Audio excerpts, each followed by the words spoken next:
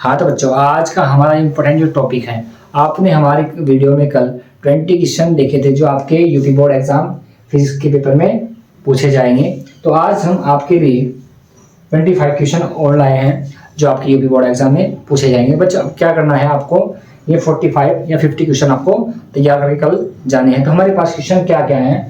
हमारा जो question number 21 है हमारे पास चुंबकीय फलक से आप क्या समझते हैं, और 22 क्या है, वैद्युत प्रेरण संबंधित फैराडे के नियम क्या है, एक लंबी परिनलिका के लिए प्रेरकत्व का सूत्र क्या है, सिद्ध कीजिए कि छड़ के सिरों पर प्रेरित विद्युत वाहक E बराबर 1/2 B ओमेगा L स्क्वायर होता है।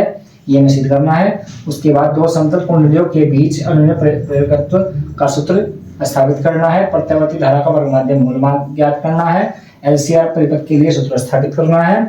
और ट्रांसफार्मर का सिद्धांत और उसकी कार्यविधि बच्चों आपको डायग्राम सहित याद करनी है। उसके बाद हमारा क्वेश्चन है चौक कुंडली क्या होती है। चौक कुंडली में हमें पूरे लिखना है, उसके डायग्राम भी बनाना है और उसके कार्यविधि भी लिखनी है। उसके बाद वैद्युत चुंबकीय प्रेरण, और उसके बाद क्या है, मैक्सवेल का चुंबकीय तरंग सिद्धांत क्या होता है, और क्या है विद्युत चुंबकीय स्पेक्ट्रम के बारे में भी आपको पता होना चाहिए। और हमारा क्वेश्चन नंबर 33 है वो क्या हमारे पास, संयुग्मी बिंदुओं से आप क्या समझते हैं, इसकी और डेफिनेशन देनी है हमें कि संयुग्मी बिंदु क्या होते हैं। उसके बाद पूर्णांतरिक परावर्तन क्या होता है, अवतल पृष्ठ के लिए अपवर्तन का सूत्र क्या है, उत्तल पृष्ठ के लिए अपवर्तन का सूत्र क्या है, पतले उत्तल लेंस के लिए अपवर्तन का सूत्र क्या है, और संपर्क में रखे दो लेंसों के लिए अपवर्तन का सूत्र क्या होता है, और व्यतिकरण तथा विवर्तन की परिभाषा भी देनी है, और आपको बच्चों अंतर भी बताना है क्या होता है। ठीक है। उसके बाद हमारे पास है हाइगेंस की द्वितीयक तरंगिकाओं का सिद्धांत क्या होता है, ये भी आपको बताना है।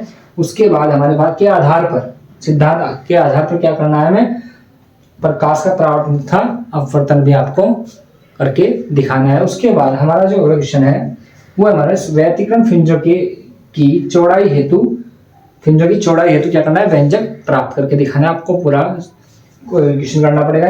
उसके बाद क्वेश्चन नंबर 42 है एकल झिर्री से होने वाली प्रकाश के विवर्तन की विवेचना करनी है आपको, उसका डायग्राम बनाना है, उसके बारे में लिखना है। उसके बाद हमारे पास क्वेश्चन है देहली तरंगदैर्घ्य तथा देहली आवृत्ति में संबंध बताना है।